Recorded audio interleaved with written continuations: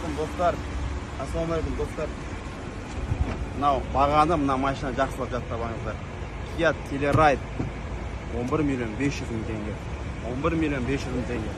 Скоро барлық Toyota, Kia, Hyundai барлық көтерілетін болады бағалары.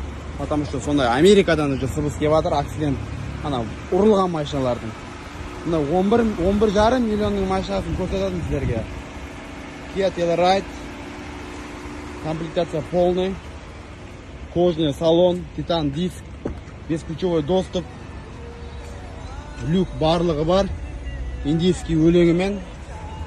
Так, крестер, индийский өлеңге кішкене қалай тоқтатсақ болады, мынаны қоя тұрайық, кондерді өшіре тұрайын. 35 мың миль, мультируль, барлығы бар міне мультируль, 35 мың миль, кожаный салон, подогрев. Қараңыздар. 11,5 миллион теңге тұрады, семиместный машина. 11,5 миллион теңге тұрады Kia Telluride.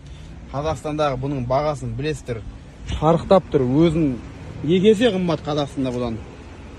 2 есе қымбат. Біздің Қазақстанға Құдай қаласа 1 жыл рұқсат берсе ғой осындай машиналарды кіргізуге арзан бағаға. Әр қазағым мініп алатын еді.